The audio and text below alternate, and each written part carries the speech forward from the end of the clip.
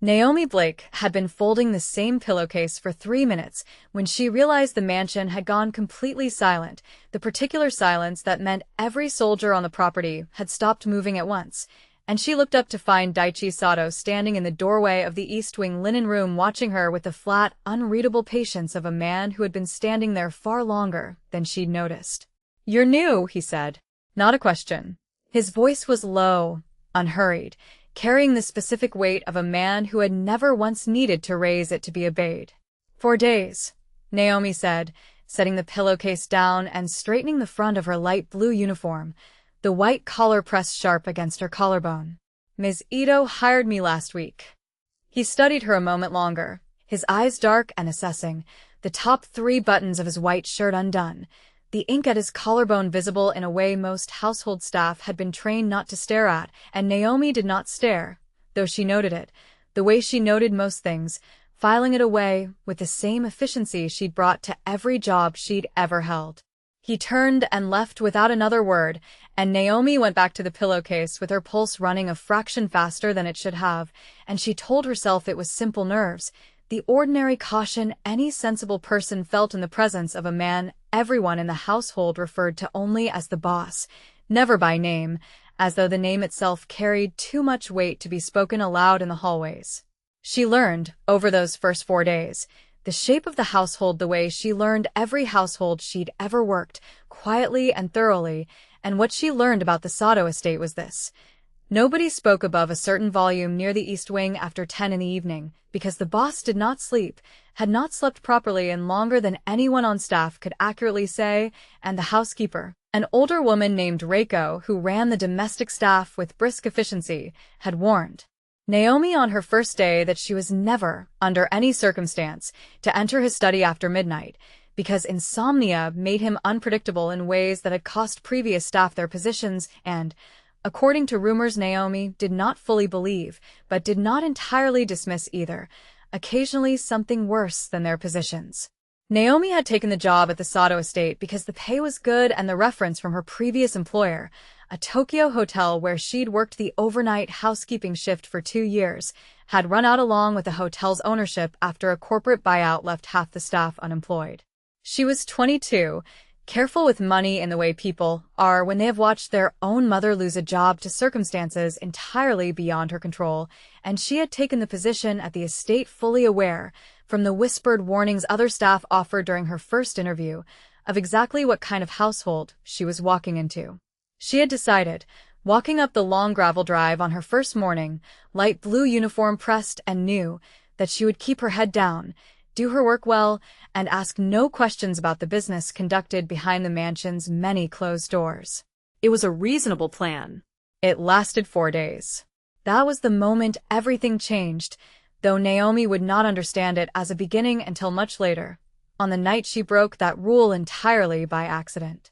She had been sent to collect linens from the study at 11:40, later than she should have been working, because a delivery mix-up had thrown the household schedule into chaos, and she knocked softly, heard nothing, and let herself in believing the room empty, only to find Daichi Sato sitting in the dark by the cold fireplace, a glass of something amber untouched on the table beside him, his eyes open and fixed on nothing, his whole body carrying the specific rigid exhaustion of a man who had spent so many nights awake that stillness itself had become a kind of suffering. "I apologize," Naomi said immediately, already retreating. "I didn't know you were in here." "Stay," he said. She stopped in the doorway, uncertain, and he did not elaborate, did not explain himself, simply sat there in the dark with his eyes finding hers across the room, and Naomi understood, with the particular instinct she'd carried her whole life for reading rooms and the people who occupied them, that the word had cost him something to say, that a man like this did not ask people to stay. He commanded rooms and dismissed people and rarely, if ever, admitted to wanting company. "You're not sleeping," she said, because it seemed foolish to pretend otherwise. "I haven't slept more than 2 hours a night in 11 months, he said, and the honesty of it surprised her, delivered flat and factual, the way a man reports a wound he has stopped expecting anyone to treat. Naomi did not know what made her do what she did next, whether it was the exhaustion carved into his face or some instinct inherited from her own grandmother, who had raised her through a childhood thin on comfort and thick on the particular medicine of a story told slow and low in the dark. But she found herself crossing the room, sitting in the chair across from him without being invited to, and saying, "My grandmother used to say insomnia is just a mind that hasn't been given permission to rest. She used to tell me stories when I couldn't sleep. Not exciting ones. Boring ones on purpose. Would you like me to tell you one?" He looked at her for a long moment, something unreadable moving behind his eyes, and she braced for him to dismiss her, to remind her with a single cold word exactly whose house this was and exactly what her position permitted her to say to him. Instead he said, quietly, "Tell me one." So she did. She told him about a fishing village her grandmother used to describe, slow and detailed, the specific gray of the water at dawn, the sound of nets being hauled, the smell of salt and diesel and bread from the bakery 2 streets back. Nothing urgent in any of it, nothing that asked anything of the listener except to follow the words one at a time. And somewhere in the middle of the story, in the low unhurried cadence of her own voice filling the dark study, Naomi glanced up and found that Daichi Sato's eyes had finally closed, his breathing slow and even, asleep in his chair for what she would later learn was the first time in 11 months that sleep had come without a struggle attached to it. She left the study without waking him and told no one what had happened, and she assumed, walking back to the staff quarters in the quiet corridor, that it had been a strange one-time occurrence, a fluke of exhaustion, and a stranger's low voice in a dark room. She was wrong. The following night, he found her in the linen room again, this time with none of the cold assessment from their first meeting, something almost sheepish in the set of his shoulders, though a man like him would never have used that word to describe himself. "The story," he said. "The fishing village. Is there more of it?" "There's always more of it," Naomi said. "My grandmother had 40 years of stories. I only remember about half of them, and I suspect I've already started inventing the rest without meaning to." "Half is enough," he said, and that was how it began, a pattern neither of them named out loud, Naomi finding her way to his study most nights after her official duties ended, sitting across from him in the dark with a story that asked nothing of him but attention, and Daichi Sato, feared across every territory that bordered his own, closing his eyes and finally sleeping. Reiko noticed within the week, the way household staff notice everything eventually, and she pulled Naomi aside in the kitchen with a look of grave concern. "You should not be alone with him at night," she said, low and urgent. "Whatever you think this is, it is not safe. He is not a man who keeps things simple, and simple is the only thing that keeps a maid employed and unharmed in this house." "He's not doing anything," Naomi said. "I tell him stories. That's all." "That's never all, with a man like him," Reiko said, and there was something in her voice, some old worn grief that Naomi did not yet understand the shape of, that made the warning land heavier than Naomi wanted it to. She would think about that conversation later, when she understood exactly what Reiko had been trying to protect her from, but that week, she did not stop. Naomi had grown up learning to read the particular grief that lived behind other people's carefulness, because her own mother had carried a version of it for years after Naomi's father died, a silence that filled a house more completely than any argument could have, and Naomi recognized something of that same silence in Reiko, the kind of caution that only comes from having already lost something to a situation exactly like this one. She did not push for details. She simply nodded, said she would be careful, and went on doing precisely what she had already decided to do, because some instincts, she had learned, mattered more than other people's warnings, even warnings offered out of genuine care. The household itself was a strange, contained world unto its own, staffed by perhaps 20 people who moved through the mansion's wide corridors with the practiced quiet of servants who had long ago learned exactly how much of the business happening around them they were permitted to notice. Naomi's official duties were simple enough: linens, the upstairs guest quarters, the enormous library that nobody but Daichi ever seemed to use, but she found herself drawn, in her off hours, to the kitchen, where an older cook named Tomoko fed her rice and pickled vegetables and stories of her own about the estate's history, about the previous head of the family, Daichi's father, a harder and colder man by every account, and about the young woman named Aiko, who had once run the households. business sighed with a warmth that Tomoko still spoke of fondly, carefully, the way people speak of the dead when they are trying not to upset someone who might be listening. She used to eat in the kitchen with us, Tomoko said one evening, stirring a pot of soup without looking up. Wouldn't let anyone serve her in the dining room alone. Said it made her feel like a stranger in her own home. She glanced at Naomi then, something assessing in her gaze. He hasn't eaten in this kitchen once since she died. Not once, in 11 months. Naomi did not know what to do with that information except carry it quietly alongside everything else she was learning about the man who slept, when he slept at all, to the sound of her voice in the dark.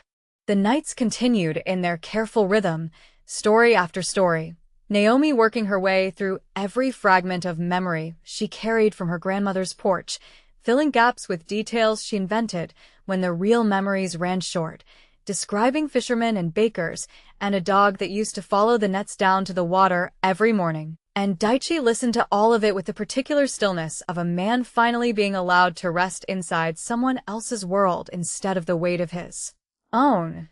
And some nights, before sleep took him, he offered fragments of himself in return, unprompted, quiet confessions that arrived without warning in the low dark of the study. I used to think peace meant winning, he told her one night, his eyes already closed, his voice thick with the fatigue that came before sleep. Eliminate every threat, secure every border, and eventually there would be nothing left to fear, and that would be peace. I don't think that anymore. I think peace might just be a room quiet enough to hear someone else's voice in it. I loved her the way I don't think I'll ever love anything again, and I let her die because I was careless for 3 minutes, and I have spent 11 months unable to close my eyes without seeing exactly how careless I was. Naomi did not offer comfort or reassurance, because she understood, the way she understood most things about this careful guarded man, that comfort would have felt like condescension to someone carrying a weight that heavy. She simply said, "Then I'm glad you told me," and continued the story, and Daichi listened until his breathing slowed and his eyes closed, and Naomi sat in the dark a long while after, watching him sleep, feeling something in her chest she recognized, and did not want to name yet either.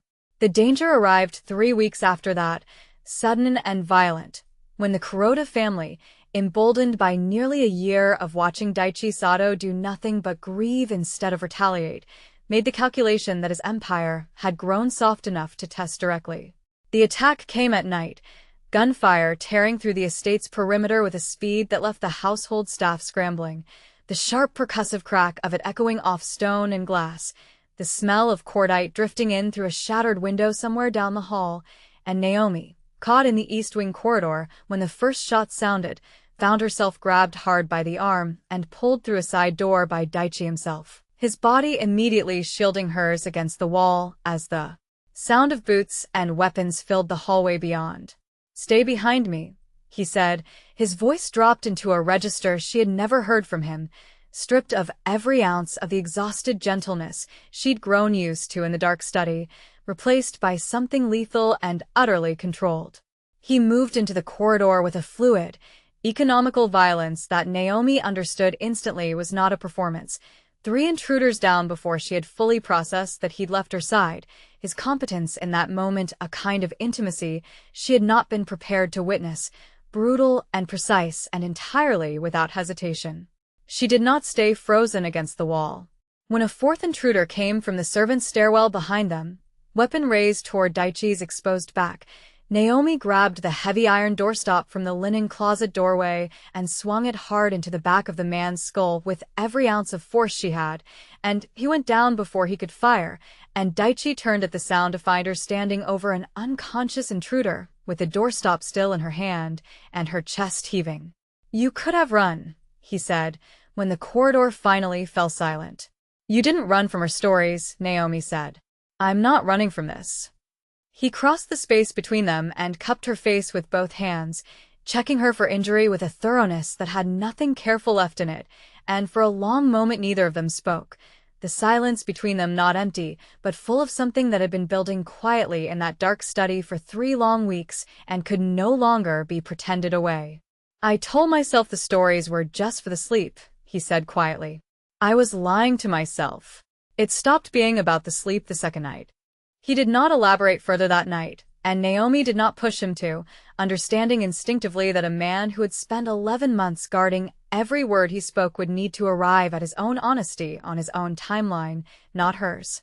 But something had shifted between them in that corridor, an acknowledgement neither of them could fully take back, and in the days that followed, Naomi noticed it in small ways.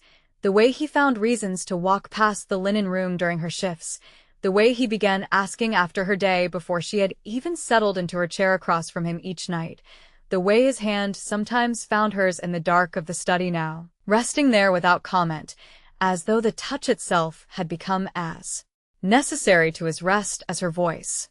One evening, before the note on her pillow changed everything, he asked her about her own life, a question he had never posed before, always the one receiving comfort rather than offering curiosity in return.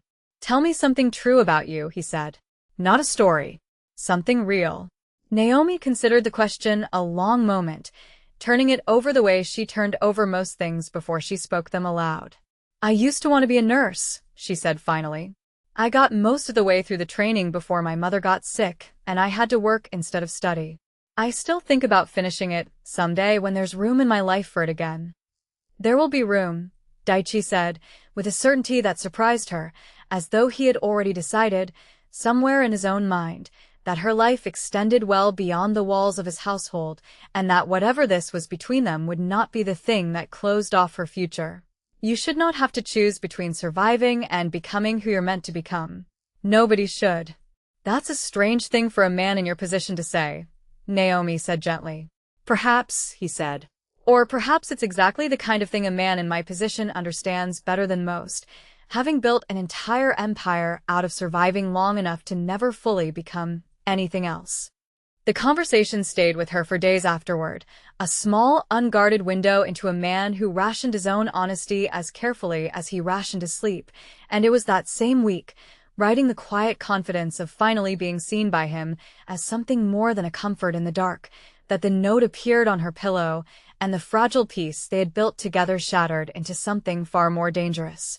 The attack that night was only the opening move, and in the days that followed, Naomi found herself pulled fully into the orbit of Daichi's world, no longer simply staff who told him stories in the dark, but someone the Kuroda family had now identified as a target in her own right, a discovery that arrived in the form of a note left on her pillow one evening, and signed, containing only her full name and the single line, "We know what you are to him now." She did not tell Daichi immediately, and the delay would cost her, because 2 nights later, walking back from the kitchen after midnight, the corridor lights dimmed low for the household's overnight hours, she was grabbed from behind in the estate's rear garden by a man who pressed a blade against her throat and told her, in a low calm voice that frightened her more than shouting would have, that Daichi Sato was going to learn exactly what it felt like to fail someone he loved a second time. She could smell the damp grass under her feet and feel the cold edge of the blade close against her skin, and somewhere beyond the hedge line a night bird called once and went silent, the ordinary sounds of the world continuing exactly as they always did, which made the terror sharper somehow, because nothing around her seemed to register that anything at all had gone wrong. Naomi did not freeze. She drove her heel down hard onto his instep, twisted free of his grip in the half-second his balance broke, and ran, not toward the house but toward the garden's outer wall where she knew a security camera covered the approach, buying herself just enough distance and just enough witnessed ground that Daichi's men, already moving after her note had finally been found by Reiko and reported, reached her before the man could close the distance again. Daichi arrived moments after his soldiers did, and the look on his face when he found her standing shaken but upright, having fought her way to survival instead of waiting to be saved, was raw in a way Naomi had never seen from him, stripped entirely of the calculation he wore like armor in every other circumstance. "You knew," he said. "You knew they'd threatened you, and you said nothing." "I didn't want to be the reason you stopped sleeping again," Naomi said, and it was the truth, and it was also, she realized as she said it, the moment she stopped being able to pretend her feelings for him were simply professional loyalty dressed up as compassion. "That decision was not yours to make alone," Daichi said, his voice rough. "I have already lost one woman to my own carelessness." I will not lose another to yours. He paused, and something in his composure cracked further, just slightly, just enough for her to see it. You should have told me the moment that note appeared. I would have moved the entire household, if it meant keeping you safe. The words landed harder than either of them expected, and in the charged silence that followed, Naomi understood she had reached the point past which there was no comfortable retreat, and she made the choice that would define everything after it, closing the last distance between them and kissing him first, deliberate and certain, and he did not hesitate before pulling her against him, one hand at the small of her back and the other cradling her jaw, the kiss carrying 11 months of a grief. Finally given somewhere else to go, and 3 weeks of attention neither of them had allowed themselves to name. I am not a safe thing to want, he said against her mouth, when they finally broke apart. I didn't ask for safe, Naomi said. I asked for honest. You gave me that the first night, whether you meant to or not. The final confrontation with the Kuroda family came 5 nights later, when Daichi, no longer paralyzed by the guilt that had frozen him for 11 months, moved against them with the full calculated force of an empire that had simply been waiting, this whole time, for a reason to wake up. Naomi was not meant to be present for the operation, but the intelligence that finally located Kuroda's second-in-command, the man directly responsible for both Aiko's death and the threats against Naomi herself, came from a source Naomi had cultivated herself, a young cousin of Reiko's who worked as a housekeeper in a Kuroda associate's residence and had noticed, over months of quiet observation, exactly the kind of details Naomi had trained herself to notice her whole life.